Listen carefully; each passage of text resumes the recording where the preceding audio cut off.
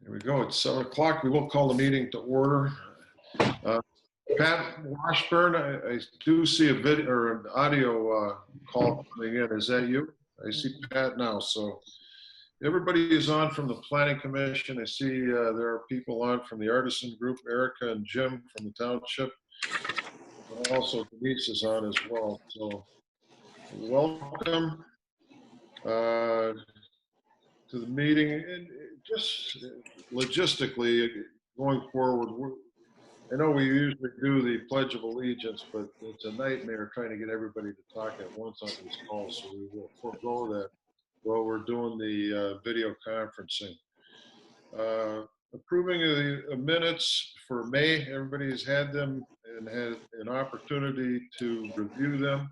I know there were some corrections by Jeff Rinaldi or additions.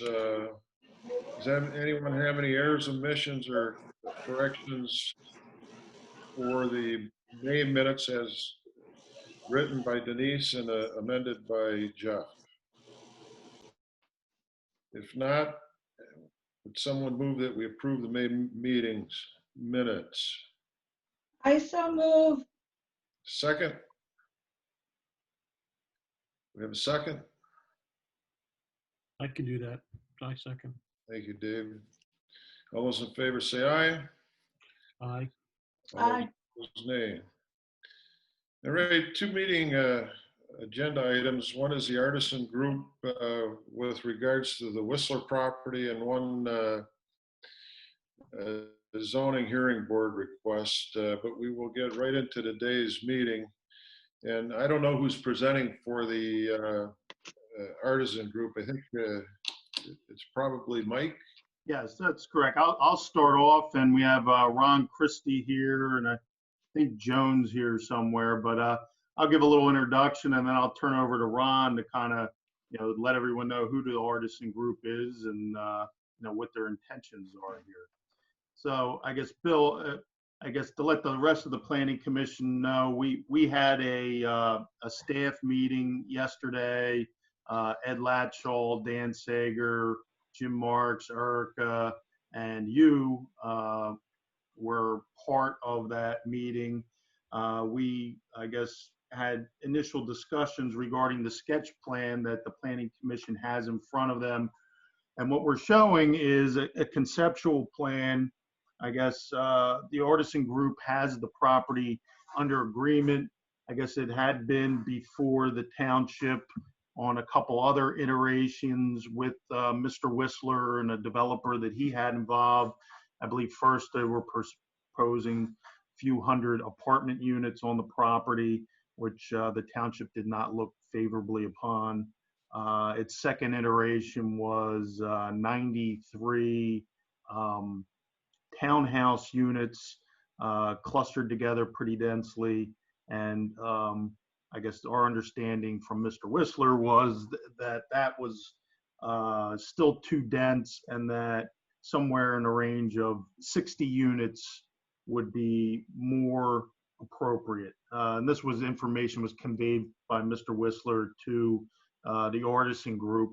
And based upon that and some earlier discussions with after Artisan Group was negotiating with Mr. Whistler, I had talked to Kevin Hennessy just to kind of get some background on Whistler was on this, what type of things the Township would be looking for as far as road improvements out along Route 100, and he directed me to the Gateway Plan at that point and showed that there was a signalized intersection in that Gateway Plan that was lining up across the street from the prior approved Caribou development, which was, I think, 30,000 square foot medical office buildings, just tucked kind of behind the Wawa over there, that were approved approximately 9 years ago.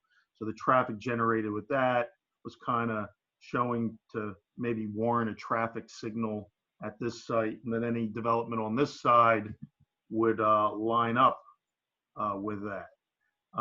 So they came up with this concept plan. It was proposing 60 single-family detached units, looking for a market for more of the first-time home buyer here, people starting a family who would want a little bit of a yard and starting to have children and such. The road was designed with in mind that at some point the township is looking to connect kind of like a bypass road from Hofecker to into, I guess, the loop of Suburbia Shopping Center. This plan is showing, I guess, the road extending to the edge of the proposed property abutting the 5 acres on Hofecker, showing kind of where that would connect at some point in the future to Hofecker. And then on the other side, there's the right-of-way that would lead into the back of Suburbia if the other right-of-ways behind the boat and I guess the gun shop and Diane's Pets leading past Coventry Pub would line up for the township to be able to extend the road out there.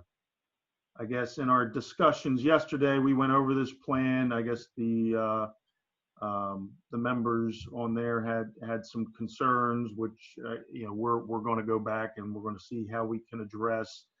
One of them is with regard to the access out onto Kime Street. That seemed to be a concern that the development would become some form of cut through for people to try to bypass the traffic on Route 100, and that we really should take a harder look at trying to get access out onto Hofecker. So that's and that's something that our artisan's going to look in doing is contacting that adjoining property owner. The information that was given to us to date was the owner of that 5 acres, I guess in the past, had been looking for an astronomical number for that 5 acres. It was making it uneconomically feasible to acquire that, but Artisan will see if there's been a change or what the neighboring property there is willing to sell that property for. We discussed, I guess, the TND ordinance and the fact that there's going to be significant road improvements. I'd say road improvements, mainly the traffic signal at some point out here that would be expensive, that kind of drives the need for a density to support those type of costs out here. That's why we're proposing in the ballpark of 60 units, and that this area probably would require some form of overlay ordinance to be developed to allow this type of development here. And that was kind of the neighborhood where the prior developer was in the direction they were going. I believe they submitted a draft ordinance to the township. I don't think it was they actually pulled out before there was any kind of review of that ordinance done. And then Artisan is been in contact with Mr. Whistler to try to pick up the ball where that developer left off and try to work in conjunction with the township to, I guess, try to make something happen out here, which would facilitate that traffic signal out on Route 100 that would make this area a little more safer than it is today. I think we're here today, since we had the staff meeting yesterday, and while we were at it, we thought we should probably get some additional comments from the remainder of the Planning Commission. So while we're working on this, that we can keep those in mind as we try to move forward with this. And I guess, Ron, I could turn it over to you. I think I gave a fairly thorough summary. If you have anything else to add. No, you did. You covered everything, Mike. Just to echo a couple pieces. So the homes, the single family homes that we're looking to put there are not going to be cookie cutter in any stretch of the imagination. They will have a village feel. That there will be multiple models. We will provide elevation so you have an idea of what our concept will be. But these are going to be, designed and feel, very unique individually, because they're not going to look and feel the same. They're going to have, various setbacks, 2-car garage.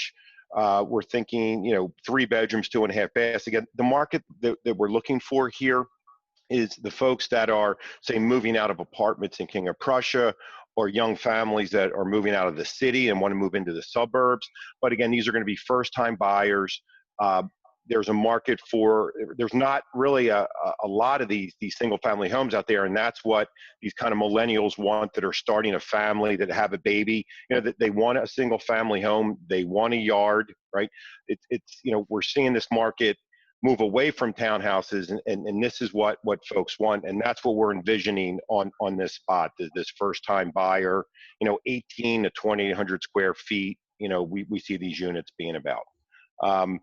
But we're here, and we want to hear what the planners have to say with the supervisors and the township, so that we can work together and come up with something that hopefully works for everyone. Now, the square footage of each home would be in that range. What are the price point So that you're looking to sell them for? So we figure that the average price point might be around 400,000. I think your square footage was somewhere between 18 and 2,500. Is that right, 18 Ron? to, yeah, 18 to 28, yes. Ed Latshaw, do you have anything to add that from your perspective? I wasn't asked to do a detailed review. I guess I think Mike covered a lot of the issues that were discussed. I think just from an overview, the base zoning is the R1 district, and that allows a conventional subdivision option or an open space design option with smaller lots. And then there's the T&D overlay, which allows 1 unit per acre for residential, and it requires 20% commercial as a part of that. So there are the planning documents, that the T&D zone, there's the Gateway Master Plan, there's the comprehensive plans, and then you have the base zoning. So I think, the Planning Commission and the board has talked about a lot of those components in the past, and it's just a matter of, how does this proposal dovetail with those, or need to be altered, or what's the township looking for? The developer's request is pretty clear. So I don't want to really get into the details of the planning documents, I guess, at this point without review, but Ed, I think one thing that you added there that we talked about the T&D ordinance was that that commercial component. And we said that, I think we were somewhat in agreement yesterday with the amount of vacant commercial that is available in close proximity to the properties, that adding more commercial space in the area really does not make sense at this time. What's really needed is more people to, I guess, patronize the businesses that currently exist and drive a demand to fill, I guess, the vacant spaces at Suburbia and some of those that are along the frontage here, and even hopefully someday some more at the Coventry Mall, which is, probably 60% vacant right now. And we did have a discussion. I don't know if we had the discussion outside of that, but by right, as it would stand now, 20 units would go on that footprint. So something would have to be done in the form of an ordinance change in order to do what is being proposed, correct? Well, that's correct. And part of the reasons that drives the need for the increase in density without having viable commercial to be able to integrate into this, and the costs associated with improvements such as a signalized intersection, you're going to need the density to be able to support, the costs associated with that. I think the other thing that we brought up yesterday too was if you look at the regional comprehensive plan, it actually directs that the signalized intersection should be at Hofecker Road. And I think, Ron, didn't you guys look at that today too, pretty closely? And it looked like a priority for the regional planning was that intersection. Yeah, we did look at that, and conceptually we're thinking through this, and it does appear that Hofecker, that the light should possibly go there, and maybe just throw this out there and get it out there. If the light were to go at Hofecker, what is the opinion of? We wouldn't come out onto 100 at all, but the development would have 2 entrances off of Hofecker. So you'd be able to go in and out at 2 locations off of Hofecker into the development, eliminating the entrance in Route 100, which is shown on the plan.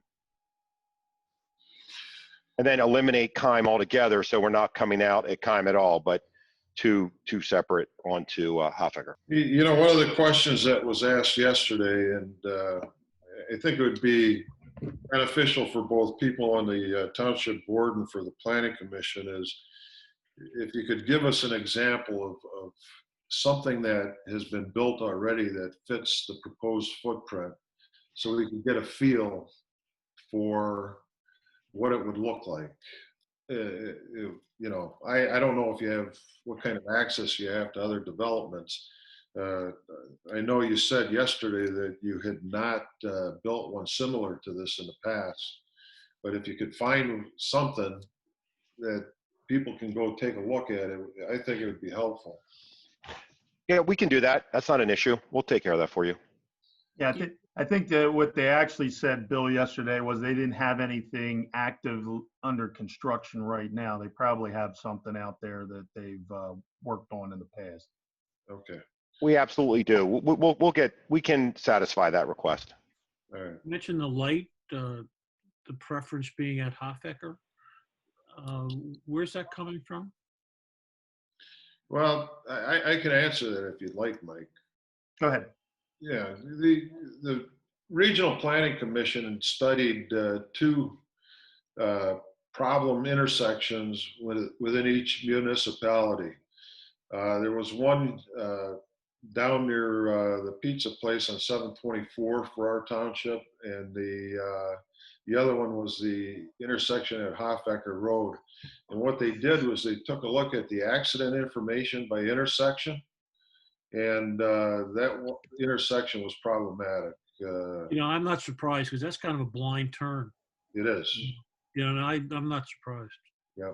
That's what I said yesterday. I live off of Keim Street, so I come out of Hofecker quite often to try to make a left-hand turn to head south on 100, and it's basically you're holding your breath and crossing the lanes.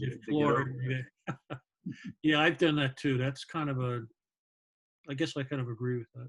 I think the other thing is that intersection, the signalized at the entrance to this project to line up with Caribou, was, I guess, designed with the thought that the employees working in 90,000 square feet of office space would be coming out of there at a particular time. I think we also said in today's climate, after the pandemic here, that people are getting more used to telecommuting and working from home, the chances of anyone building 90,000 square feet of medical office, and it's also the fact that that was approved approximately 9 years ago, that it's highly unlikely that development in its current state is going to move forward like that. To eventually warrant, I think that's where the traffic would have came from to really warrant a signal at that location. All right, before I open it up to questions from the Planning Commission, Jim or Erica, do you have anything to add from the township's perspective? Jim Marks? I don't have anything to add, but I'm curious about the what you guys think about the ingress egress on Hofecker. I know yesterday I made a big point about eliminating the South Kime Street entrance because that was my major concern. It has become a thoroughfare from Kime Street to 100. But I'm curious what that design would look like, how far apart those entrances would be onto Hofecker. And what I'm interested in what you guys, our planning commission, think of that. That's all I have. And this is Erica. I would happen to agree. I echo Jim's comments, and I think, you know, common theme here is transportation and Route 100 corridor and how things are going to line up, see what's feasible, take into account the various plans that are in place. And it's timely that the Potsdam Metropolitan Regional Planning Committee did provide this information and data at this time when this proposal's come forward. So this is a, you know, unique opportunity to look at all those factors. So look forward to your input as well. Any questions from anyone on the Planning Commission? Yes, I may have missed this. I had to leave for a moment, but does this sketch plan that you gave us reflect areas taken out for wetlands, steep slopes, areas that are not buildable, so that you got the 60 units within buildable limits?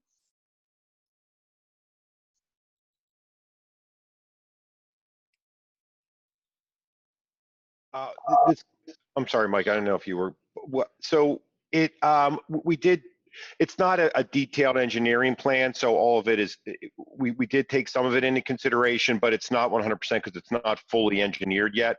But when we do get to that step, that everything will be fully engineered and it'll reflect those. But that plan does give you an idea of, you know, that does take into consideration the wetlands. Yeah, the wetlands are out towards the front of the property. There's a pond, and then there's the different riparian buffers along the front there. All the homes are out of those buffers. There are some road crossings, which, of course, would be greatly reduced if we eliminate that access onto Route 100. And just come out on Hofecker, because that's really what those crossings are for, to get out to Route 100. I thought I noticed a stream when I was on Kime Street, a stream that was coming near Kime Street. So it would have been, I'm presume, I don't know whether it was in your open space or whether it's in one of your areas that look where homes are to be situated. But there was a stream that came down to Kime. Very small, but a stream.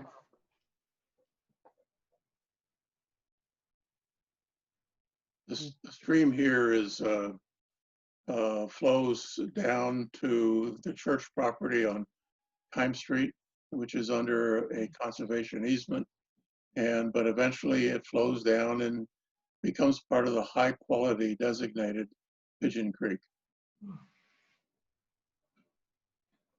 Mhm. We will look into that. Yeah, I'm not seeing it on the sketch plan you have here now. I don't know if that pond is then showing a stream or some kind of waterway coming off of it. I don't know if that turns into it off the property or what. Yeah, the pond flows into a wetland corridor that goes pretty much west to east towards between the Whistler property and that white automotive building. Man, that's on the plan. Yeah. So it currently, we are showing the buffers off that stream, and then it goes off the property behind that automotive, the custom car business back there. Yeah, Pat, to answer your question, the wetlands and the riparian corridors, the ordinances allow crossings. You're supposed to stay out of the buffers for the most part.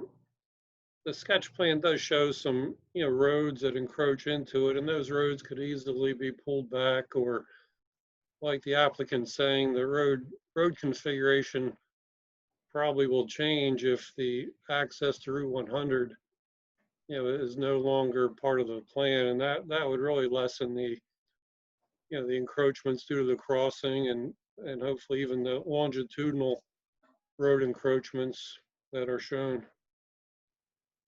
Is there any issue with that white building? I mean, how close it is to the property lines? That's probably non-conforming.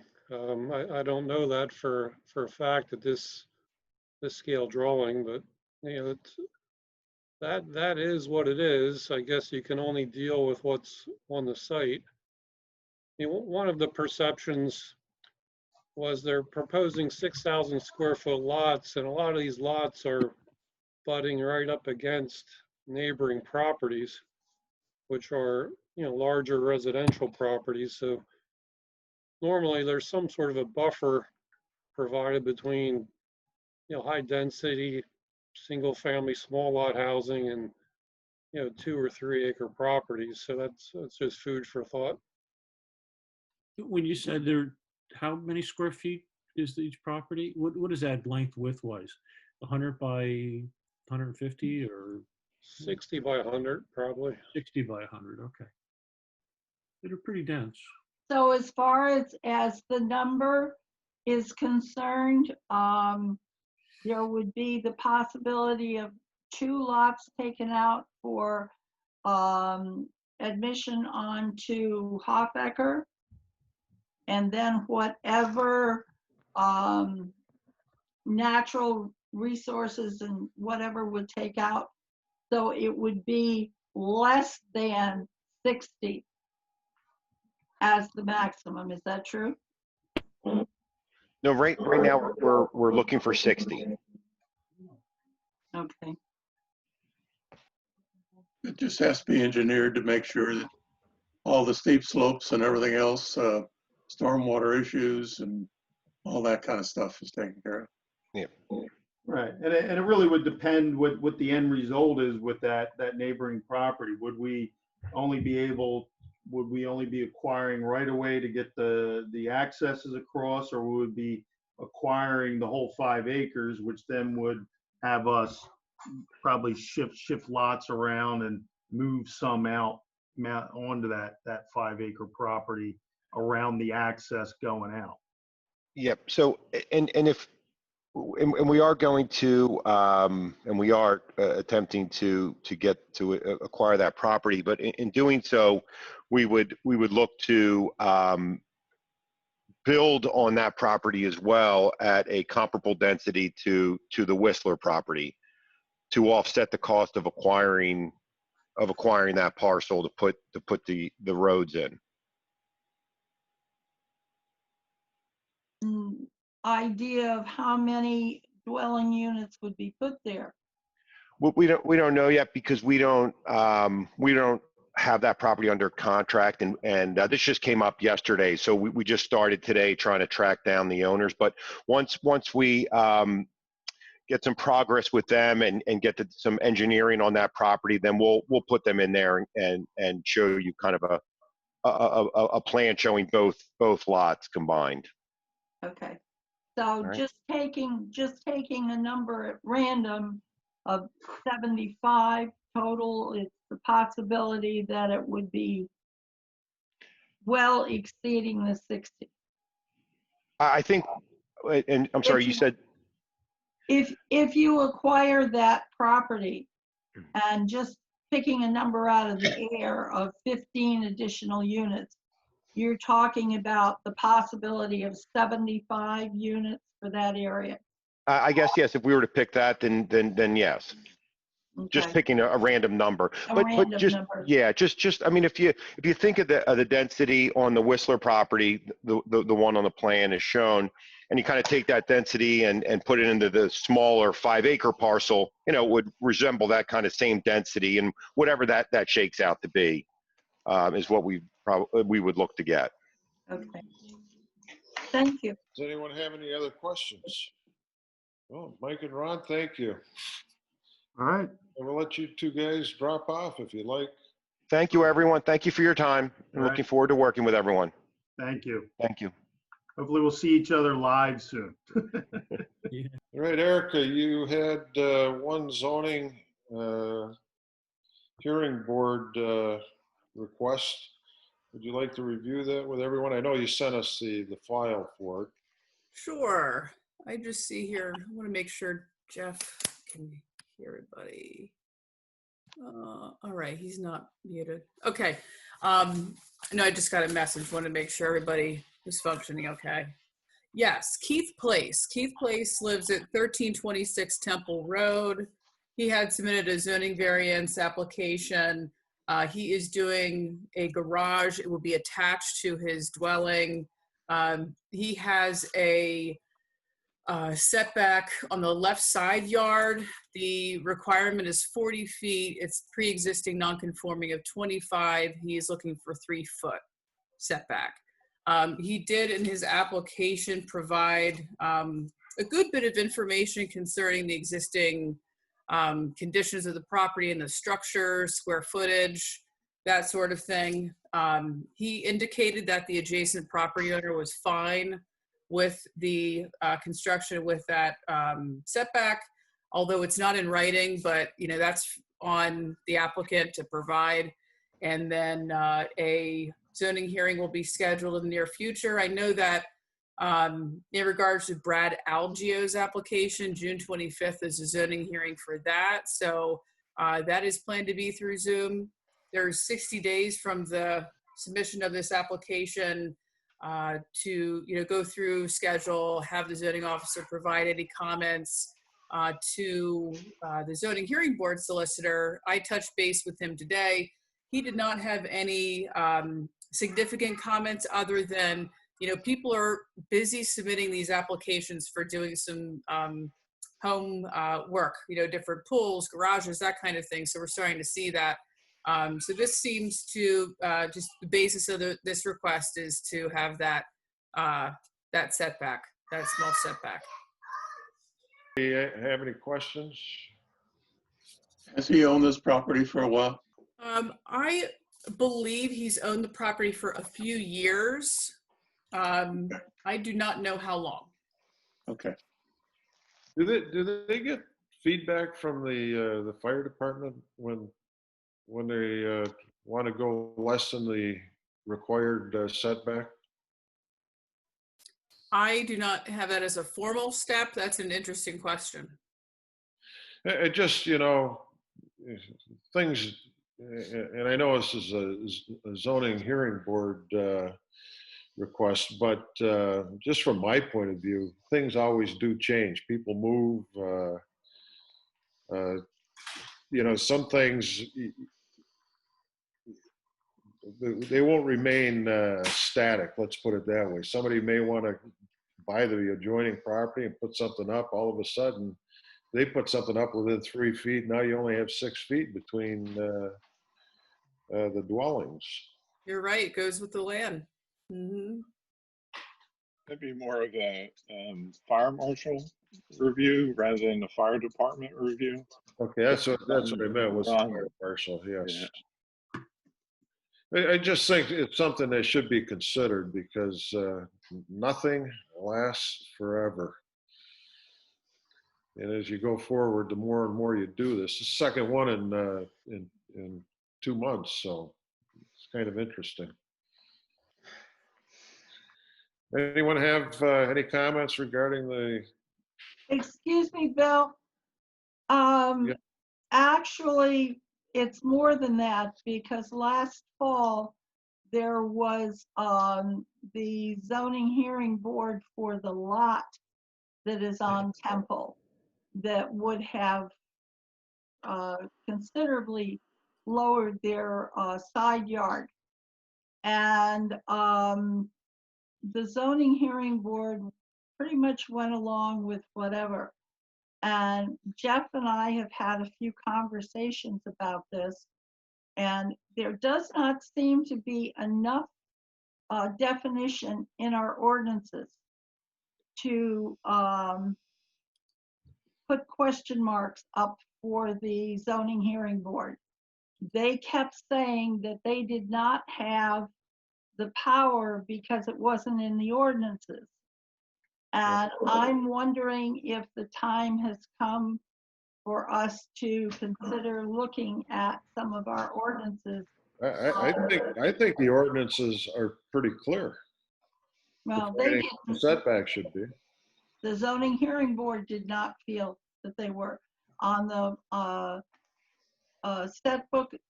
Jeff, was it setbacks on the side particularly that they were concerned about? Like if a porch was put along the side of a house that was put horizontally on the lot, how close the steps from the porch could come. And they felt there were several other questions that they had that they felt that we did not have the clarity in our ordinances for them to be able to act to restrict some of this. Jeff is messaging me. His audio is not working properly. And he wanted to just provide a comment. Both the side and front setbacks were an issue. So I think that would be to your comment. Mm-hmm. The other thing that they found particularly difficult for them to decide was there was a deep slope in the back of the property. And that was the reason that Chris and I were there, because that deep slope goes down into the creek that feeds our lake. And they felt that the way the ordinances were written, that there was not enough clarity to say that the steep slopes in the back had to limit how far the house could go back. Am I making myself clear there?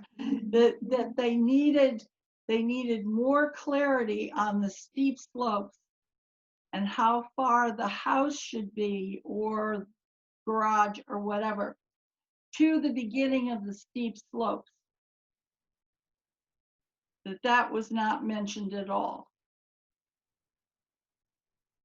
So for that reason, Jeff and I kind of felt that maybe it was time for us to at least look at our ordinances for infill and for additions, since the zoning hearing board did say several times during that meeting that they did not have enough information and enough clarity from our ordinances.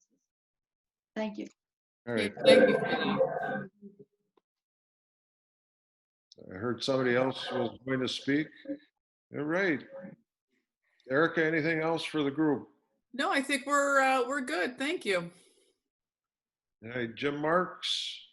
No, I have nothing more. Thanks.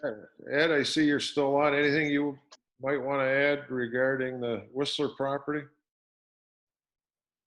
Oh, I have a list of stuff here. I'll just throw out if you want to hear it. Mhm. Well, why don't you email it to everybody? And Okay. you know, it's so soon into the planning stages here. I think if you email it, let people chew on it, and then they'll formulate good questions from there. All right. Okay. Someone like to move that we adjourn. Come on, Dave, help me out here. Okay. I so move, we adjourn. Is there a second? I'll second. All those in favor say aye. Aye. All those opposed, nay. Okay. All right, folks, we'll talk to you See you in a soon. few weeks. Thank you. Oh, thank you. Happy Father's Day. Thank you.